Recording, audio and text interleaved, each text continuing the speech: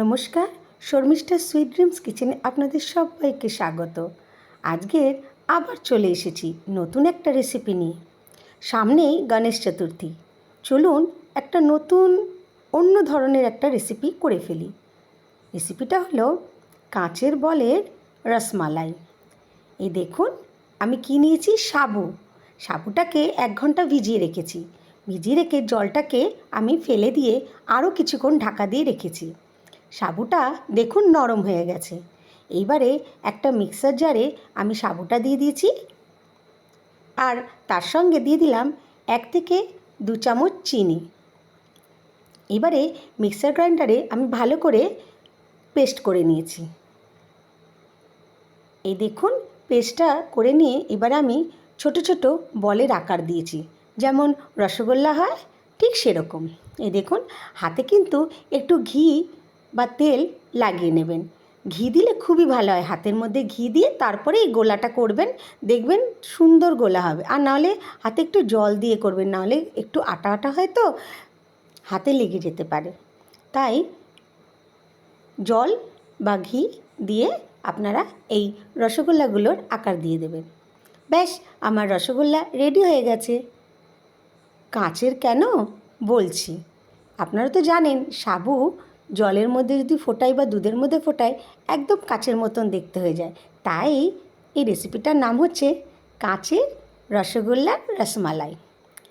আমি দুধ নিয়েছি 1/2 কেজি, তার মধ্যে আমি দিয়ে দিলাম কনডেন্স মিল্ক বা আপনারা এর মধ্যে চিনিও ব্যবহার করতে পারেন। আমি চিনি আর কনডেন্স মিল্ক দিয়েই আমি মিষ্টিটা করেছি। এইবারে যেই বলগুলো তৈরি করেছি সাবুর, এই দেখুন আমি দিয়ে দিলাম। দুধটা কিন্তু একটু ঘন করে নেবেন, খুব ঘন করবেন না, কেন সাবু যখন দুধের মধ্যে যায় তখন একটু ঘন করে দেয় দুধটাকে।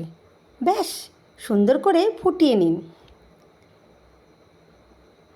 এই দেখুন, ঠিক যেন কাঁচের বলের মতন দেখতে হয়েছে, তাই না? আর একদম সফট, নরম, তুলতুলে, মুখে দিলেই গলে যায়। দুর্দান্ত খেতে হয় বন্ধুরা, একবার আপনারা করে দেখবেন। একদম খুব সহজেই তৈরি হয়ে যায় একটা নতুন ধরনের মিষ্টি, কাঁচের বলে রসমালাই। এর মধ্যে আমি দিয়ে দিলাম এলাচ গুঁড়ো। এবার ভালো করে নাড়াচাড়া করলাম।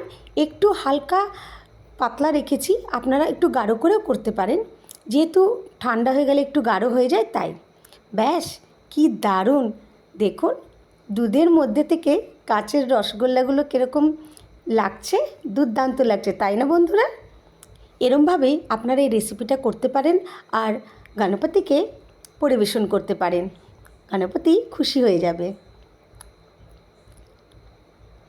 খুব সহজে কম সময়ের মধ্যে একটা দুর্দান্ত রেসিপি।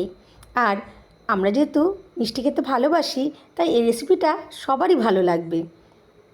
আর এর মধ্যে সামান্য একটু রোজ এসেন্স বা মিঠা আতর 1 ফোঁটা দিতে পারেন, তাহলে ফ্লেভারটা একটু অন্যরকম হয়ে যাবে। ব্যাস, আবার কি, এই দেখুন আমার কাঁচের রসগোল্লার রসমালাই রেডি হয়ে গেছে। একবার বাড়িতে অবশ্যই করে দেখবেন। গণেশ চতুর্থীতে বা যে কোনো অকেশানে করতে পারেন। ব্যাস, উপর থেকে একটু ড্রাই ফ্রুটস দিয়ে দিয়েছি।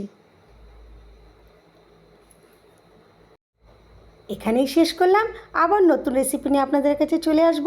রেসিপি যদি ভালো লাগে তবে প্লিজ সাবস্ক্রাইব করে দেবেন, একটা লাইক কমেন্ট অবশ্যই করবেন। নমস্কার।